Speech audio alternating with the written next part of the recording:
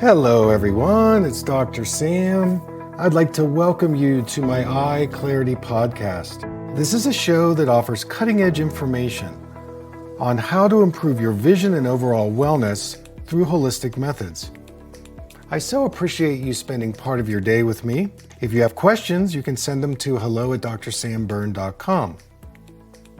Now, to the latest EyeClarity episode.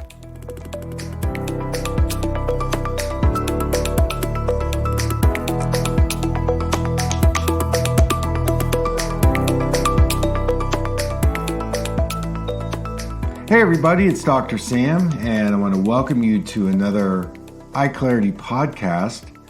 Today, I am taking a question from a listener who's got a condition called the Charles Bonnet Syndrome.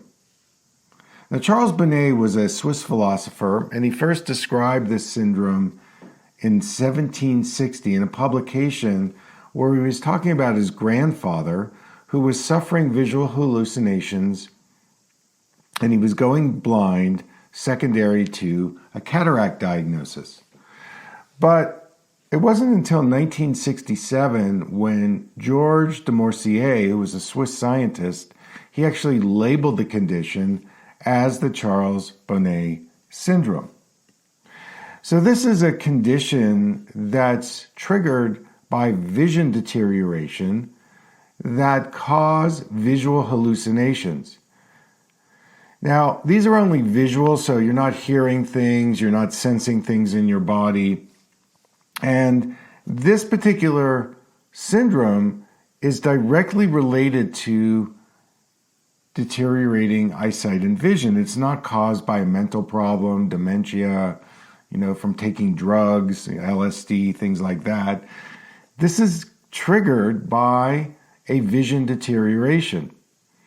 So what people experience is they see things like grids and shapes and lines. Sometimes the colors are vivid, and there's just complex patterns that come through the visual system, and they can last a few minutes or several hours. Sometimes they're moving, sometimes they're static. So in terms of vision loss, it's very interesting because with these visual hallucinations, many times they are related to eye diseases that people are experiencing. And with the Charles Bonnet syndrome, these are caused because of problems like macular degeneration, cataracts, glaucoma, dry eye, myopia. So there's a lot of reasons why we start getting these visual hallucinations. And what's interesting about this condition is that it's related to eye diseases. Whenever we have a change in the retina, for example, let's say you've got diabetes, and one of the conditions that can occur in the retina is called diabetic retinopathy. So the retina either begins to hemorrhage or edema is accumulating behind the retina. And when people are then trying to use their eyes because of these physical deteriorations, they start to see these very weird things that come into their vision. And it can be very disconcerting and disorienting.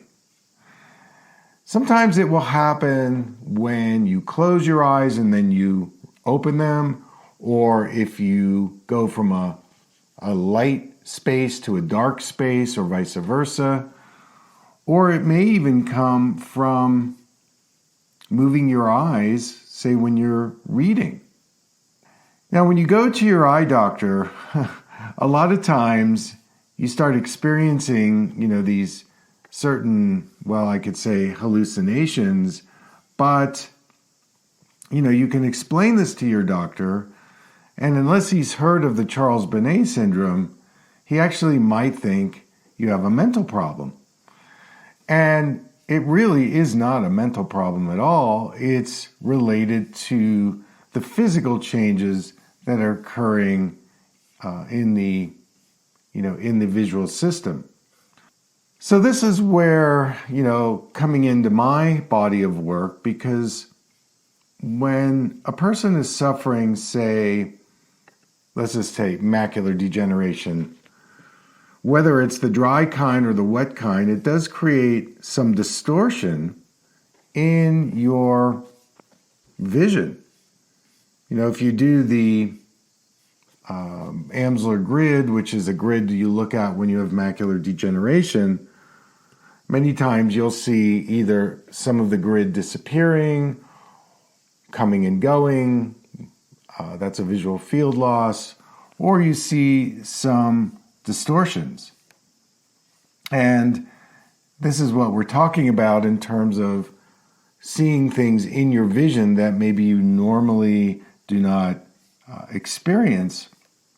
And so it's really important on a kind of a mental, emotional level to have some understanding that, okay, this is the cause. These are the reasons why I am getting these hallucinations.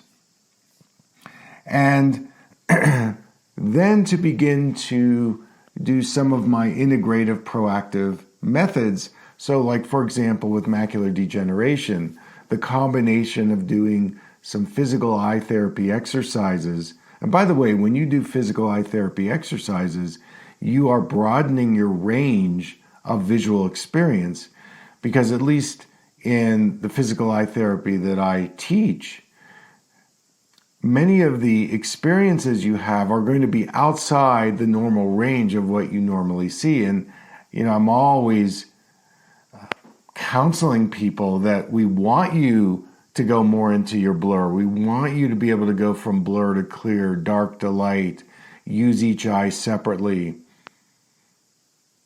Being able to work with eye movements where you're stretching your eyes, putting sound into your eyes, my palm hum exercise, for example.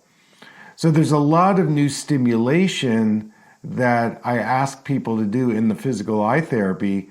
And in doing that, you begin to relax mentally and emotionally that you see things maybe out of the norm. But it takes a special doctor, therapist, practitioner to understand that, vision is more than a two-dimensional experience, that you actually can see things outside the normal scope of what we're used to. And in a therapeutic setting, it's actually a great inquiry to do that, because it opens up your vision in a way that you actually see more things, you see in a more creative way, you see in a more relaxed way. And it really takes that permission of being able to go into those experiences in a rehabilitation type, exercise type program. Because in regular eye care, well, what is it? It's very linear. You go in and you're measured, which is clear, 1 or 2, and you get a lens, or you read the eye chart, or you've got this disease and it's only going to get worse. It's very black and white, and it's very, I call, downward spiraling. There isn't a lot of, new or open-ended information. And so you've heard me talk about closed systems and open systems. Closed system means, there's very little information outside the box that a person is in. That's a closed system, and those systems deteriorate. Whereas an open system is you take yourself far from status quo, and when you move away from the status quo, this is when new information can come in and new experiences. This is when neuroplasticity can kick in. There's a lot of things that go on here. So the physical eye therapy exercises are great at helping a person who's got the Bonnet Syndrome or anything like that to be able to monitor and navigate and regulate the new things. And then on top of that, usually when there's an eye deterioration, whether it's cataract, glaucoma, macular degeneration, dry eye, refractive errors, myopia, hyperopia, astigmatism, that there are nutritional things that you can do to feed your eyes to have a chance to reverse or at least slow down some of the anatomical deteriorations. And so in a lot of my other content, you hear me talk about, for the macula, lutein, zeaxanthin, astaxanthin. Are you absorbing your fat-soluble vitamins? If not, maybe you need to boost your gallbladder health. If you've got glaucoma, you might look at increasing things like bilberry, ginkgo, taurine, omega-3s. If you've got cataracts, you might increase your vitamin C and glutathione. And, in all of these cases, maybe getting some blue protection on your eyes from all the screen time. These are some of the basic principles that you've heard me talk about. So you can plug into those shows or on my website to learn more about the specific protocols.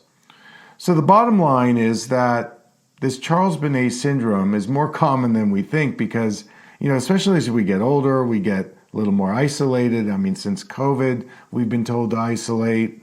So we're not in our communities like we were. And so these weird things, we see these things and we go, oh my goodness, am I losing my mind? So I want to assure you, you're not. This is not a mental problem. This is that your vision is really changed in a way that's creating these very different states of dimension. And to understand that there are some things that you can do both in the physical eye therapy level and the nutritional level to at least help you understand the shifts going on, but hopefully get you to adjust and accept and flow with what you're seeing, because there's a real imagination and a real creative potential in this way of seeing. So I hope that that's helpful to you. I know there are more people out there that are suffering that condition than maybe we've thought about, but it's definitely something worth noting. So that's my show for today. I want to thank you so much for tuning in.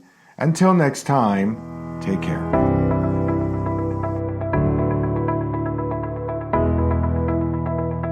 Thank you for listening. I hope you learned something from the EyeClarity podcast show today.